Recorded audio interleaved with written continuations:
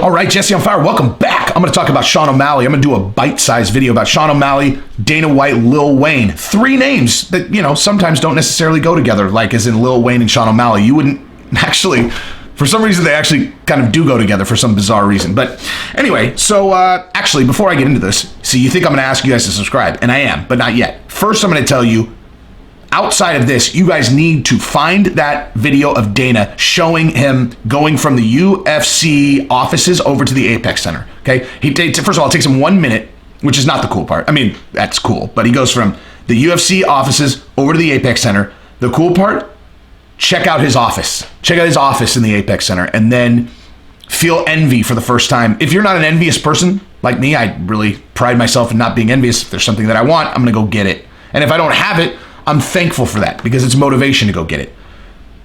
I want his office, okay? I want that office. So anyone who's considering doing business with me, if you think that you can escalate my ability to get an office like Dana's in the Apex Center, let's talk, okay? Let's talk now, right? Anyway, so, yeah.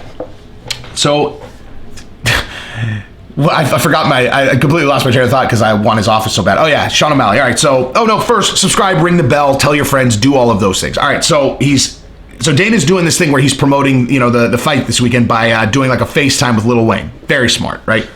He knows that all the guys who watch Chael Sonnen's channel are going to be watching UFC anyway, so he needs to get to a new crowd. So let's talk to, rock and roll Lil Wayne. Lots of people watch Lil Wayne that don't watch UFC, so maybe he can draw them in with a really compelling FaceTime interview. Smart marketing. Anyway, so Lil Wayne kind of knows his stuff, right? Like he clearly knows the game. I mean, I don't know. Like maybe he got coached. Looks like he kind of knows the game, right? He certainly watches the sport, and he asks a common sense question. If you're going to talk about Sean O'Malley and talk about how exciting he is, he's like, "So Dana, man, if he runs through Cheeto, who's he going to fight next, man?" That's the worst Lil Wayne impression ever. I can't do. You would actually have to put fake hair on me to do a good Lil Wayne impression. I can't just you can't just do it. But anyway, I'm gonna talk a little slower and then I'm gonna redo that. So if he runs through Cheeto, who's he gonna fight next, man? And Dana's like, ooh, who's he gonna fight next? Jeez, I don't know.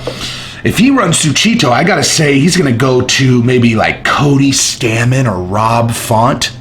And Lil Wayne goes, who? And Dana literally cuts him off. He's like number 9, number 10 guys in the world. I mean, that's what we're going to have to put in front of him. Because that is Dana knowing that obvious. I mean, Dana, if anybody has ever had the finger on the pulse of the fight promotions business, he knows what I know and you know, which is that people are itching to see Sean O'Malley fight a top contender. But he also knows how to manage a guy like Sean O'Malley, and that is to make 100% sure you do not move him too fast and get a loss on his record before he's ready for an opponent like that. Like, if you were the CEO of UFC and you threw him in there with Aljamain right now, that would literally be the dumbest thing ever. Okay, let me do an equation for you guys, okay, in terms of value versus risk, okay? What is the value of having Sean O'Malley fight a top contender whose name is not Cody Garbrandt? Answer, 0, okay? 0. Cody Garbrandt versus O'Malley, that could build O'Malley big because Cody Garbrandt has some shine that he can steal, okay? Putting him up against a top guy who doesn't have shine does not make sense because all it is a bigger risk with no upside to the business. O'Malley is one of the very few people that is a business piece on the chessboard of UFC, okay? There are fighters, there are good fighters, and then there are stars, okay? And you only get a handful of stars. And you know what you do with them? You pamper the shit out of their careers and make sure that you put them in the smallest amount of danger possible, all right? The smallest amount of danger possible. And it is very rare for you to identify these stars when they are super young in their career. What does O'Malley have, like 12, 13 fights? Okay? I don't know. I think he's in his 30s, but like age in mixed martial arts for the 100th time. I'm going to answer this as if someone's arguing with me when you're not. But for the 100th time, age in mixed martial arts is not the number of years you've been alive. It's the amount of punishment you've taken, okay? So you can be 36 years old, like Francis Ngannou, and basically be 25 or 26 as a fighter because you've taken no punishment, because you dirt napped everybody in 15 seconds, okay?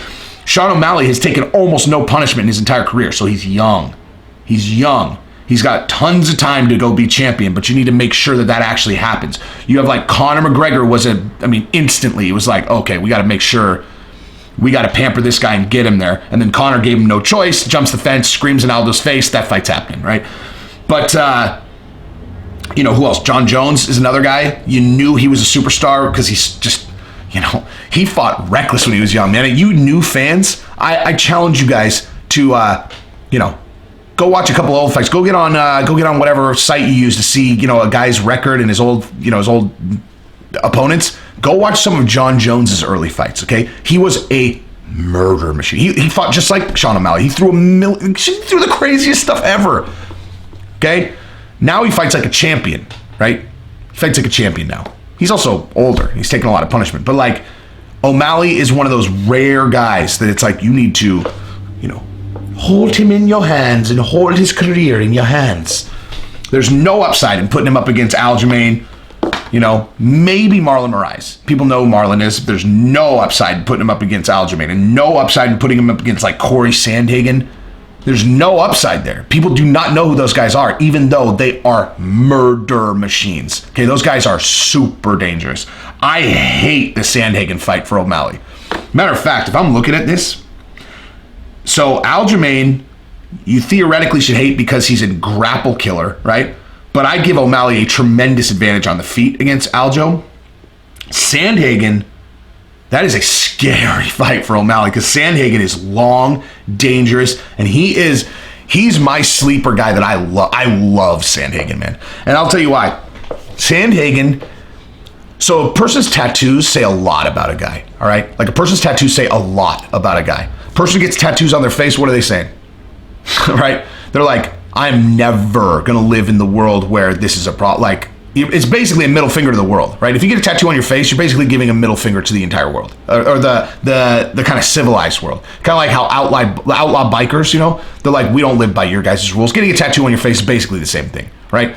Tattoo on the neck is like, I'm a gangster, don't care, or, whatever. Not as quite the face. But let me tell you what Corey Sandhagen's tattoos say about him, all right? He has no tattoos. None. Like, if you see him in a t-shirt, he has no tattoos. He's buck naked. He's 135 pounds. He's pasty. He doesn't even look like he's trying that hard. Then he takes his shirt off, and he has a nightmare scene on his entire back, top to bottom, neck to like, whatever I would call this if I wanted to refer to that part of his body. A nightmare scene, okay? Graveyards, like, scary, okay? Have you guys seen the movie Red Dragon?